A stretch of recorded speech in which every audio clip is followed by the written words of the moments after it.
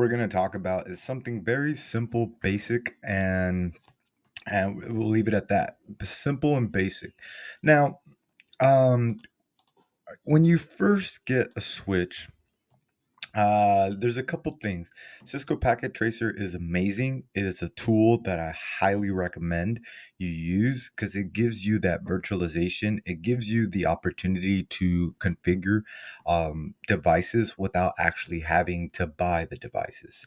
So Cisco Packet Tracer, while it's not perfect and nothing is, it is an amazing tool. But one thing I want to talk about is basically if you were to buy a switch, how do you configure it? Notice when I come to Cisco Packet Tracer, I don't, how do I say this? I literally just click on the switch and I go to the command line interface and I can go ahead and start typing things. Now, that's not exactly how it works in the real world. In the real world, what we would actually have is some type of end host, usually a laptop or a PC, and what we would do is we would go ahead and connect via a console cable. Okay, so we would use the console cable to go ahead and connect. Now, we would basically go into our laptop. We would download something such as Putty, so on and so forth, and we would be able to get into our switch. Okay. The thing is that if we exit out of here and we exit here, go to enable. Okay. So we're here. We have the console cable, and we're connecting to our switch. The very first thing we're gonna want to do is go ahead and have some type of security measure. Okay, so this is something, especially nowadays, where cybersecurity is so mainstream. I want to say it's like you turn on the news and it's just everything's prevalent with regards to, hey, so and so got hacked, so on and so forth. But I'm going to be honest with you. A lot of the cybersecurity breaches that happen are a lot of them are in house. If you look at the statistics with regards to cybersecurity, and it just depends on how they classify it, but a lot of it has to do with basically not following best practices. And one of the best practices that you can follow is literally going ahead and creating a password for, in this situation, your console line. Okay, so you don't want anybody walking into your building, so to speak, and connecting console lines to switches because that's a recipe for a disaster. So if I go to show run, you're gonna see a couple things here. Okay, you're gonna see my line console 0, and there's only one. Okay, there's literally only one of these, and we're connecting this literally physically. We have a couple. Let's go back to our laptop. We can go ahead and have the virtual terminals. Okay, the VTY, and that's where we would be able to connect via Telnet or SSH, so on and so forth. But for today, what we're just going to go ahead and do is we're simply going to go ahead and create the password for the console line. Super simple, straight to the point. So what we do is we go to config t.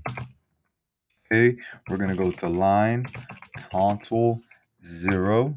Okay, and you notice if I hit question mark, okay, if I hit question mark, it gives me all these options. So I'm gonna go into password, right? Because we're gonna want to go ahead and have a password. So notice I go to password. Okay, once I go to password, I'm going to click my favorite command, and it goes ahead and it has specify hidden password will follow for 7 line, the unencrypted clear text. So password, let's go with our ABC123. So I'm going to go ahead and click on that. I'm going to go ahead and click on login, and I'm going to go ahead and I want to exit because I don't want to go ahead and get IP domain here. Okay, so we're here. So we exited out of the switch. As you can see, when we initially got on here, we were connected right away. Now that we're on the console line, look, it's asking me for a password. User access verification. So if I type in ABC123, voila, Now I have the opportunity to get into my switch. Now realize that we didn't use any usernames. This is technically for, think of it almost as a global user.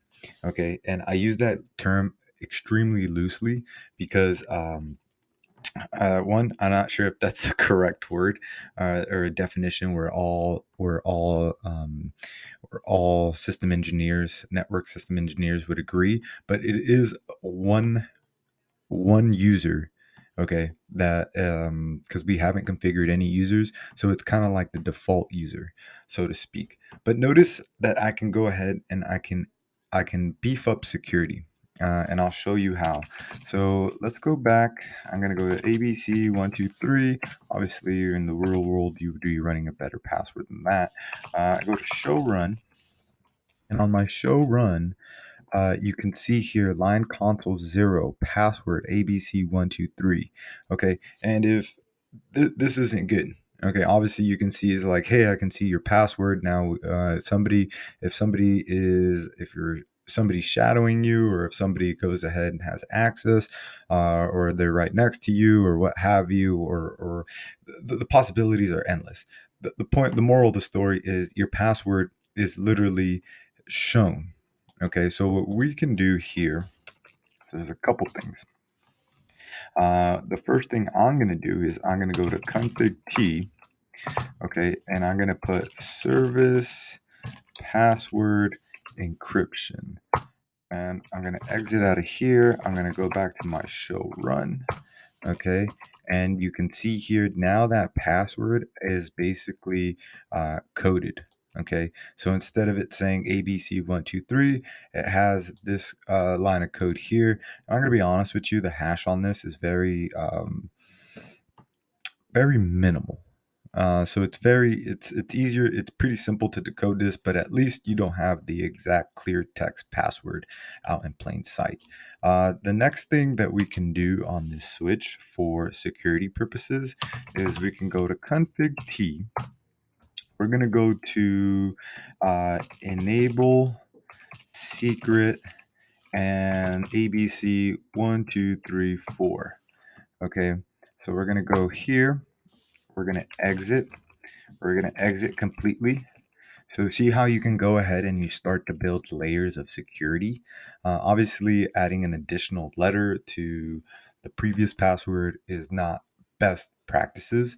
However, the moral is to go ahead and start building layers. You want to build layers of security. Okay, so one, we have our password for what would be getting into the switch, A, B, C, 1 2 3.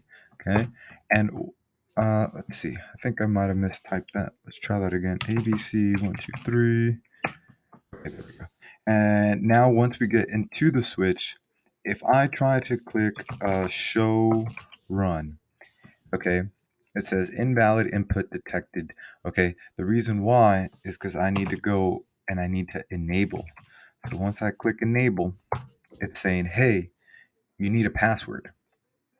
Okay, and this is going to be my additional password, ABC1 2 3 4. Okay, and now I can go ahead and start having the access to the switch. So this was a quick little video. We'll definitely be doing a lot more, but I just want you to go ahead and be aware of what would be this right here. We go into line console. You would go ahead, you would have your password. You want to make sure that you're able to go ahead and log in, so on and so forth. And that's how you would be able to start enabling to secure your system. Okay, you want to go ahead and start adding layers upon layers upon layers. And with that being said, we'll make some more videos, but just a quick little video on line console 0. Thank you and have a wonderful day.